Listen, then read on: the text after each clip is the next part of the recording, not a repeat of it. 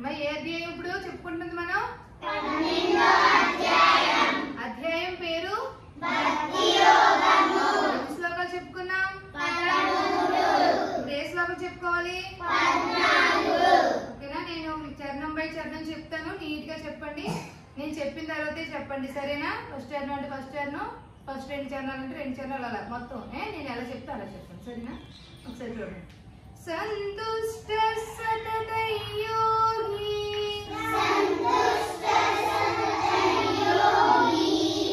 సంతుష్ట సతతై యోగి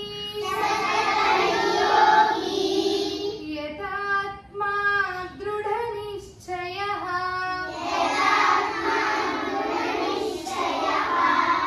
రెండో చరణంలో దృఢ అనకూడదు, ఢాకి ఒత్తుంది చూడండి, దృఢ. ఓకేనా? 2 యథాత్మలో చూడండి, 2 తాకి కూడా దీర్ఘాలు ఉన్నాయి. యథాత్మా దృఢ నిశ్చయః.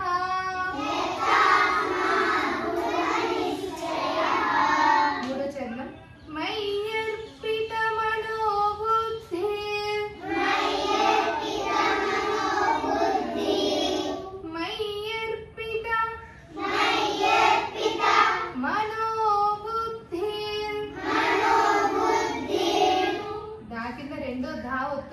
బుద్ధి అనాలి. ఓకేనా? బుద్ధికి అనకూడదు, బ్రాకెట్ ఇది కూడా పలకాలి.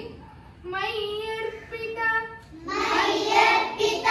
మనోబుద్ధి మయ్యర్పిత మనోబుద్ధి. నాలుగో చరణం యో మద్భక్త సమే ప్రియః.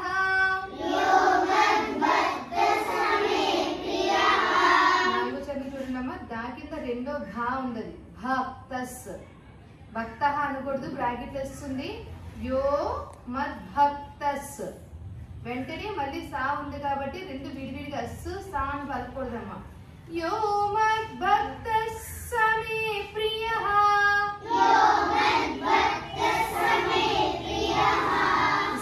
సమే ప్రియ అనకూడదు, భక్తస్ సమే ప్రియః అని కలపాలి, సరేనా? చూడండి.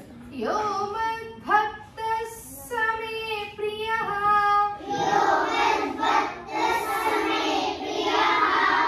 ఇప్పుడు ఫస్ట్ 2 చరణాలు చెప్తాను.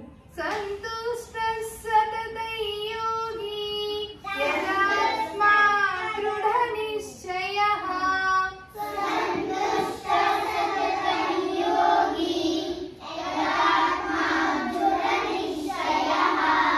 మూడు 4 చరణాలు. మయ్యర్పిత మనోబుద్ధి యో మద్భక్త సమే ప్రియః. ఇప్పుడు దేవన్ చెప్తాడు, ఫస్ట్ చరణం అంటే ఫస్ట్ చరణమే చెప్పాలి, ఫస్ట్ 2 చరణాలు అయితే ఫస్ట్ 2 చరణాలు చెప్పాలి, సరేనా? ఒకసారి దేవన్ చెప్తాడు, దాంతో పాటు నీట్ గా దీర్ఘాలు ఒత్తులు అన్ని పలకాలమ్మా, నార్మల్ గా పాడకూడదు. చెప్పమ్మా, ఫస్ట్ చరణం చెప్పు. సంతుష్ట సతతై యోగి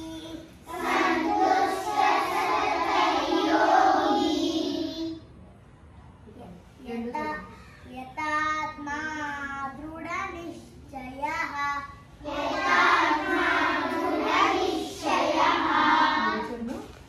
మయ్యర్పిత మనోబుద్ధిర్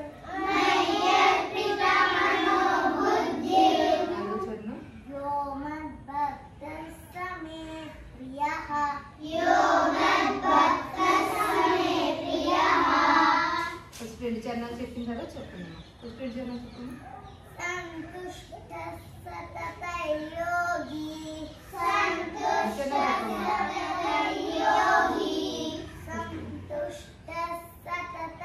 యోగి యథాత్మా దృఢ నిశ్చయః.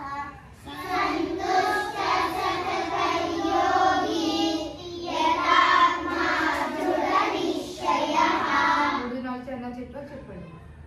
మయ్యర్పిత మనోబుద్ధిర్ యో మద్భక్త సమే ప్రియః.